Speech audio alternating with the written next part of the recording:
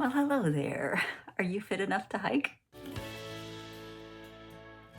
Well, good morning. It's Friday, and I usually post a video on Friday morning, but I was going to skip this week because I've been super busy with work and home improvements, and I'm actually on a trip to Florida right now visiting family, so I thought I'll take a pass. But I made the mistake of looking at my comments when I got up this morning, and one struck me, not on its own, but because it's a trend that I have seen more recently from some viewers. I don't know if their viewers have been watching for a long time or new viewers, it doesn't really matter. But they raised the issue of my size, and not just my size, but hikers like me. And I think there is a perception among backpackers and hikers that you need a certain level of fitness or a certain stature to be good at backpacking, and that is completely wrong. And it really made me think about issues of body positivity and accepting what we've got, as well as fitness. And I do try to stay fit. I do try to take care of my body and exercise. And certainly my body is capable of doing lots of amazing things. I mean, it's hiked thousands of miles for me, which is wonderful. And it has also sometimes failed me. I've been sick and I've had issues like all of us. And there are times, I had noro once, and that's probably the one and only time that I ever wanted to just lay down and die, literally. But bodies are something that can be kind of fickle, and based on genetics and other factors, sometimes they do things that we don't want them to do. Some of you out there might be struggling with issues that cause you to gain weight or perhaps make it hard to keep weight on. And I realize that now that I'm pushing 60, I probably don't have as many viewers as I would have if I was a 30-something or even a 20-something and I was thin and fit and hot or cute or whatever you want to say. There's certainly an audience for that kind of thing, but I also think there's an audience for people like me, which I'm seeing reflected in the comments because other people are saying they enjoy seeing somebody like them. And that's important, but I also really want to point out how valuable it is to learn to appreciate yourself. And that is something that I learned on the AT, and I also learned on my other hikes, whether they were just day hikes or longer through hikes where I wasn't able to complete, and through hikes where I did. And that is that the body I have is super strong and it can do lots of amazing things if I give it the chance. At the same time, I look back to when I was thin. There was a time where I couldn't keep weight on. When I got married, I was 108 pounds. And when we started to have a baby, I didn't weigh enough. My cycles were not regular, and I actually had to gain weight in order to get pregnant. It took us about 3 or 4 years actually to become pregnant, and I attribute a lot of that to the fact that I just wasn't weighing enough and I needed to increase my weight. Even though people would have looked at me and thought that I was thin and that I looked really healthy, apparently I wasn't healthy enough to have a baby. And all through my adult years, and of course this probably started in high school, I had body issues like a lot of people do. I did not like my body. I was thin most of the time. I did gain some weight, but then I lost a lot of weight through Weight Watchers and exercise and things like that. And I should have loved my body, but I didn't. I always really did not like it. And that was something that just made me less confident. It made me timid. It made me afraid to try new things.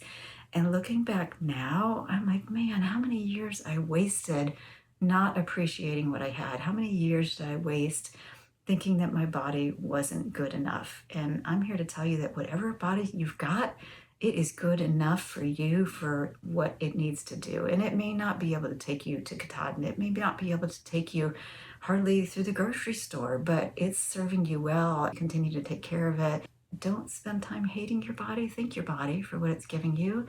And if you are a little heavier, that's okay too. Like I said, I'm heavier than I used to be, but I think back to when I got home from my Appalachian Trail through hike, and I lost, I think, 25-ish pounds on that hike. So I started out like in the 150s and I came back in the mid 120s. And I was so excited that when I got home, my husband would see me and I was like, I'm in the best shape of my life. I'm honestly in the best shape of my life.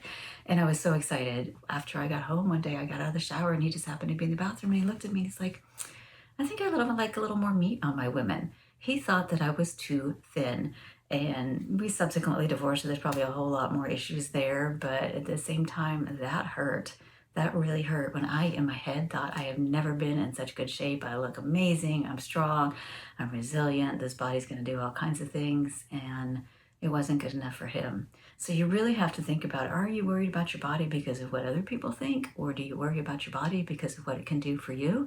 And even if you're overweight, it's still possible to get out there and hike. In fact, I was in the store the other day talking to a customer, and he was getting back into backpacking and buying some new gear. And he's like, you know what?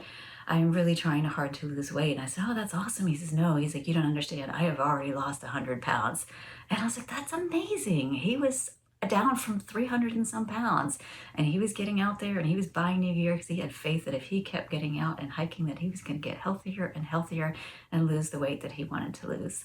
So if you are in a similar situation, if you feel like, oh, I've never worked out, or I haven't been working out for years and I'm packing on the pounds, or maybe you've had some kind of trauma in your life, it's really easy to gain weight after trauma. I know that was part of my case, is that after the divorce happened and I was just so emotionally blindsided and broken that I did eat more than I should have, and I didn't exercise the way that I should have, and I did gain weight, and some of that weight's still with me because as you get older, it is harder to drop it. But at the same time, I know that when I need to call upon my body, it's going to be strong for me. It has been helping me with the home renovations. I am crawling around on that floor. I am lifting big, heavy boxes of planks. I've been painting and ripping out drywall and doing all kinds of things that some people might look at me and be like, oh, she can't do that. But you can, I can. And so let's support each other through those journeys, and let's accept our own bodies, whatever they may look like. Be thankful. Say a little thanks to your body today for what it's doing for you, and learn to appreciate it. As I have grown to accept that, it has changed my whole mindset. It has changed my whole outlook on the world. And I don't go places now and look at people and think, oh man, wow, they're heavy.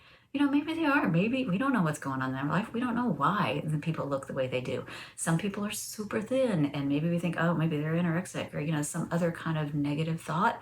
They could be struggling with some kind of an issue that prevents them from keeping weight.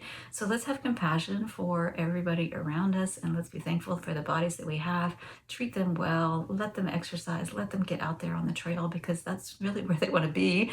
If they're going to follow your head and your heart to the trail, they will perform for you. As a caveat, I guess, don't overstep your capabilities. Take it a bit at a time and build your strength and build your endurance if you haven't gotten out in a long time. But have faith that you can get that done.